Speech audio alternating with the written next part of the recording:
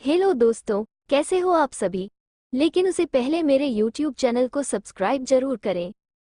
सबके जाने के बाद नंदिनी अपने कमरे में आ जाती है। सुरेश जी नंदिनी के पास आते हैं। नंदिनी, पापा आप मुझे बुला लेते, आप क्यों आए? आपको डॉक्टर ने मना किया है ना ज्यादा घूमने से। सुरेश जी नंदिनी के पास आकर बैठ जाते हैं और उसके सर पर प्यार से हाथ फेरते हैं। सुरेश जी, कितनी बड़ी हो गई है मेरी बेटी, समय का पता ही नहीं चला। छोटी सी थी जब मैं तुझे कंधे पर बैठा कर घुमाया करता था, आंखों में पानी आ जाता है। और अब शादी होने वाली है मेरी बेटी की, और वो अपने पापा से दूर चली जाएगी। अब समझ आया लड़कियों को क्यों लोग पराया धन कहते हैं।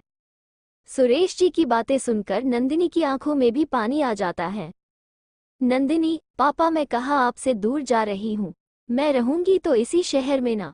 आपका जब भी मन हो मुझे कॉल कर देना, मैं भागकर आपके पास चली आऊंगी। सुरेश जी, हाँ बेटा, तू मेरी सबसे प्यारी बच्ची है। आज तेरी माँ यहाँ होती तो तेरी शादी देखकर खुश हो जाती। नंदिनी थोड़े गुस्से में, पापा मुझे उनके बारे में कोई बात नहीं करनी। सालों पहले वो हमारी जिंदगी से जा चुकी है। मेरे लिए सिर्फ आप और रौनक ही परिवार हो। उनकी मेरी जिंदगी में कोई जगह नहीं। सुरेश जी, बेटा ऐसा नहीं कहते, वो तुम्हारी माँ है। नंदिनी, पापा मुझे इस बारे में बात नहीं करनी। सुरेश जी, अच्छा ठीक है, नहीं करेंगे इस बारे में बात। एक बात पूछूं बेटा? नंदिनी, हाँ पूछिए ना पापा। सुरेश जी, बेटा तो इस शादी से खुश तो है ना? नंदिनी, हाँ पापा। आप ऐसा क्यों पूछ रहे हैं? सुरेश जी, नहीं ऐसे ही पूछ लिया। सब इतनी जल्दी जल्दी हो रहा है ना? नंदिनी, हाँ जल्दी है। सुरेश जी, चलो आज मैं अपनी बेटी के मनपसंद का खाना बनाता हूँ। नंदिनी, कोई जरूरत नहीं है, डॉक्टर ने आपको आराम का बोला है। कल से एक नौकरानी रख लेंगे जो घर का काम भी कर देगी और खाना भी बना देगी, ताकि मेरे जाने के बाद आपको और रौनक को कोई परेशानी ना हो। सुरेश जी, अरे बेटा मैं हूं ना, मैं खाना बना दूंगा। नंदिनी, कोई जरूरत नहीं है आपको काम करने की, आप सिर्फ आराम करेंगे। सुरेश जी, अच्छा ठीक है, लेकिन अभी खाने में कुछ तो मुझे बनाने दे। नंदिनी, अच्छा ठीक है, आप मेरे लिए हलवा बना दीजिए। सुरेश जी, ठीक है। तभी रौनक वहां आता है। रौनक, अरे किस खुशी में हलवा बन रहा आज घर पर? सुरेश जी, तेरी बहन की शादी तय हो गई है। रौनक, सच में? सुरेश जी, हाँ। रौनक, चलो घर में थोड़ी शांति रहेगी और लड़ाई भी नहीं होगी। आराम से रहूंगा मैं अब। नंदिनी रौनक के कान पकड़ते हुए, नंदिनी, अच्छा तो मैं लड़ाई करती हूँ। रौनक, दीदी कान छोड़िए, दर्द हो रहा है। नंदिनी कान छोड़ देती है। नंदिनी, जब मैं चली जाऊंगी ना तब पता चलेगा तुझे। रौनक, आपके जाने के बाद आराम से रहूंगा मैं। वैसे पापा वो बदनसीब लड़का है कौन? नंदिनी, क्या बोला तू? पिटेगा आज मेरे से। नंदिनी रौनक को मरने के लिए उसके पीछे भागती है। सुरेश जी उन दोनों को देखकर मुस्कुराते रहते हैं। सुरेश जी, अरे बस करो दोनों, अब बच्चे नहीं हो। नंदिनी, पापा देखिए ना, ये मेरे को परेशान कर रहा है। रौनक, अच्छा मैं परेशान कर रहा हूँ। सुरेश जी, रौनक दीदी को परेशान मत करो। और ऐसे नहीं बोलते, वो तुम्हारे होने वाले जीजाजी है। रौनक, ठीक है पापा। अब कोई उनका नाम भी बताएगा मुझे। जब वो आए तब मुझे किसी ने बुलाया क्यों नहीं? सुरेश जी, हमें भी पता नहीं था, वो लोग अचानक से ही आ गए। और तू उनको पहले से ही जानता है? रौनक, मैं जानता हूँ। सुरेश जी, हाँ। नंदिनी के बॉस शिव, शिव के दादाजी रिश्ता लेकर आए थे। रौनक, ओ, बधाई हो दीदी। नंदिनी, हाँ, मैं सबके लिए खाना बना देती हूँ। सुरेश जी, ठीक है बेटा। नंदिनी सबके लिए खाना बनाती है और सुरेश जी और रौनक खाना बनाने में मदद करते हैं। सब खाना खाकर लिविंग रूम में आकर बैठ जाते हैं। नंदिनी, पापा शिव ने कल शॉपिंग के लिए चलने को बोला है और रौनक, प्रिया को भी लाने को बोला है। सुरेश जी, ठीक है बेटा, चले जाना। मैंने तेरे अकाउंट में पैसे डाल दिए हैं, जो पसंद आए वो ले लेना। नंदिनी, जी पापा। रौनक, समय पर तैयार हो जाना। रौनक, ठीक है दीदी। नंदिनी कॉल करके प्रिया को भी सब बता देती है और कल साथ में शॉपिंग चलने को बोलती है। ऑफिस में शिव के केबिन में शरद, बधाई हो। शिव, शुक्रिया। तभी शिव को फोन रिंग होता है। शरद, किसका कॉल है? शिव, मिस रोजी का। इतना बोलकर शिव कॉल उठा लेता है। रोजी, हेलो शिव। शिव, हाँ, रूडली। रोजी, शिव मैं यहाँ मुंबई आई हूँ, पर मैं यहाँ किसी को नहीं जानती, क्या तुम मुझे लेने आ सकते हो? शिव, कहाँ हूँ? रोजी, एयरपोर्ट पर। शिव, ठीक है, मैं किसी को भेजता हूँ। रोजी, तुम नहीं आ सकते यहाँ, मैं किसी पर ऐसे विश्वास नहीं कर सकती।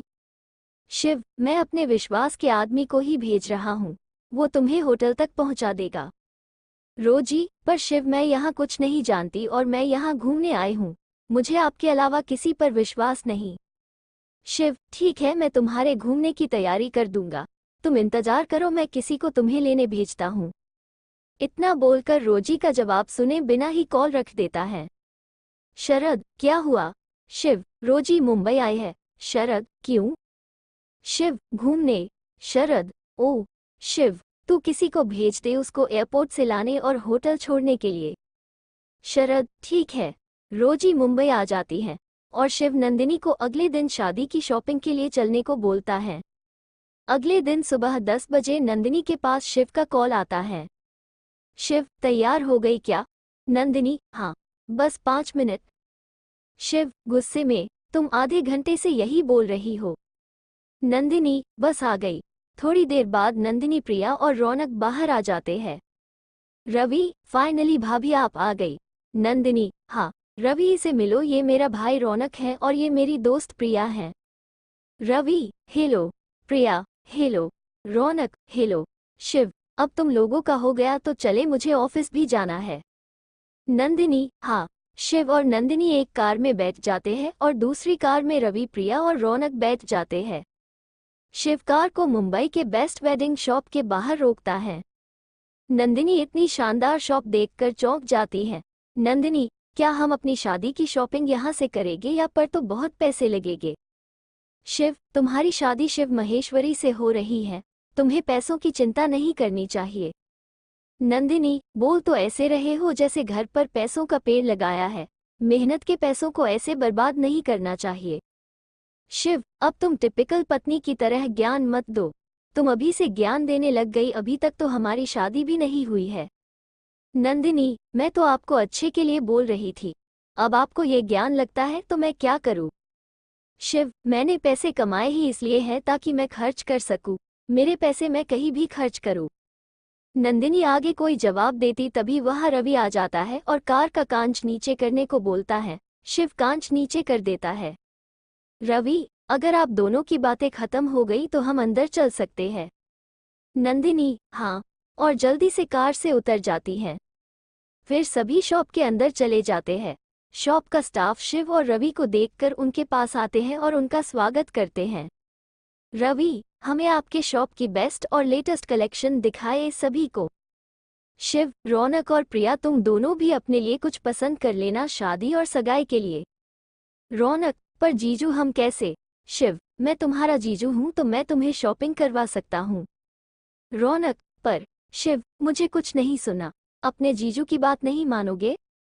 रौनक, ठीक है। प्रिया, सबसे पहले हमें नंदिनी के लिए कपड़े लेने चाहिए। शिव, तुम लड़कियां जाके पसंद करो, हम लड़के अपने कपड़े ले लेते हैं। रवि, अरे भाई, ये क्या बात हुई, आपको मदद करनी चाहिए भाभी की। शिव, मुझे लड़कियों के कपड़ों के बारे में कुछ नहीं पता। लेकिन रवि शिव की बात सुनता नहीं और उसे भी नंदिनी के ड्रेस के सिलेक्शन के लिए ले जाता है। स्टाफ उनको गाउन दिखाता है जो दिखने में बहुत सुंदर है और उनके मार्केट में सिर्फ एक पीस ही है। शिव उनमें से एक गाउन सेलेक्ट करता है और नंदिनी उसको ट्राई करने के लिए ट्रायल रूम में जाती है। रौनक, प्रिया दीदी, दीदी को समय लगेगा, तब तक आप मेरी मदद कर दीजिए कपड़े सेलेक्ट करने में। प्रिया, ठीक है। फिर प्रिया, रवि और रौनक वहां से चले जाते हैं। थोड़ी देर बाद नंदिनी नहीं आती तो शिव उसका इंतजार करते थक जाता है और उसको देखने के लिए ट्रायल रूम की तरफ जाता है। ट्रायल रूम के बाहर शिव, नंदिनी, और कितना समय लगेगा? नंदिनी, 5 मिनट। शिव, तुम लड़कियों का कभी 5 मिनट होता है क्या? नंदिनी कोई जवाब नहीं देती। शिव, जल्दी करो, अभी तक सिर्फ सगाई की ड्रेस ही देखी है, शादी का जोड़ा लेना बाकी है, अगर तुम इतना समय लगाओगी तो हमें रात हो जाएगी। नंदिनी, क्या आप मेरी मदद करेंगे? शिव, हाँ बोलो। नंदिनी, आप प्रिया को भेज दीजिए, मेरे गाउन की चेन नहीं लग रही है। शिव, पर वो यहाँ नहीं है, दरवाजा खोलो, मैं लगा देता हूँ। नंदिनी चौंक कर, आप? शिव, हाँ नंदिनी, कोई लेडी स्टाफ को ही भेज दीजिए। शिव गुस्से में, यहाँ पास में कोई नहीं है, वैसे भी तुम मेरी होने वाली पत्नी हो। नंदिनी दरवाजा खोल देती है और शिव ट्रायल रूम के अंदर आ जाता है। नंदिनी का चेहरा दूसरी तरफ होता है, लेकिन सामने वाले कांच से उसका चेहरा दिखाई दे रहा होता है, जो कि शर्म से लाल हो चुका होता है। शिव उसके गाउन की चैन लगा देता है। शिव, हो गया। नंदिनी शिव की तरफ घूमती है। नंदिनी शर्माते हुए, थैंक यू। शिव नंदिनी को ऊपर से नीचे तक देखता है। नंदिनी, कैसी लग रही हूँ? शिव, ठीक ही। नंदिनी, क्या आप थोड़ी सी भी तारीफ नहीं कर सकते? शिव, तारीफ करने के लिए कुछ होना भी चाहिए। नंदिनी गुस्से में, आपके कहने का क्या मतलब है? शिव, तुम जो समझ रही हो वही मतलब है, हंसते हुए। नंदिनी, आप बहुत बेकार हो, आपके सामने एक सुंदर सी लड़की है और आप उसकी तारीफ नहीं कर सकते। शिव नंदिनी के पास आता है। शिव नंदिनी की आंखों में देखते हुए, मुझे तो यहाँ कोई सुंदर लड़की नहीं दिख रही, तुम बताओ कौन है? नंदिनी के और पास आ जाता है। नंदिनी अटकते हुए, वो मैं। शिव बोलो भी, तभी बाहर से दरवाजा नोक होता है। प्रिया, अगर आप दोनों का रोमांस पूरा हो गया हो तो बाहर आ सकते हो। फिर प्रिया वहां से चली जाती है। नंदिनी, आपको अंदर आना नहीं चाहिए था, अब सब हंसेंगे हम पर। शिव, हाँ तो मैं अपनी होने वाली पत्नी के साथ हूँ। नंदिनी, बेशरम हो आप। फिर शिव और नंदिनी ट्रायल रूम से बाहर आ जाते हैं। थोड़ी देर बाद नंदिनी अपना ब्राइडल लहंगा ट्राई करने के लिए जाती है और शिव उसका इंतजार करता है। तभी नंदिनी के फोन पर किसी का कॉल आता है। नंदिनी का फोन बाहर होता है। शिव नंदिनी का फोन देखता है और कॉलर का नाम देखकर गुस्सा हो जाता है। आखिर नंदिनी के फोन पर किसका कॉल है, जिसको देखकर शिव गुस्सा हो जाता है? जाने के लिए बने रहे इस कहानी में, और पसंद आए तो लाइक करें और कमेंट भी।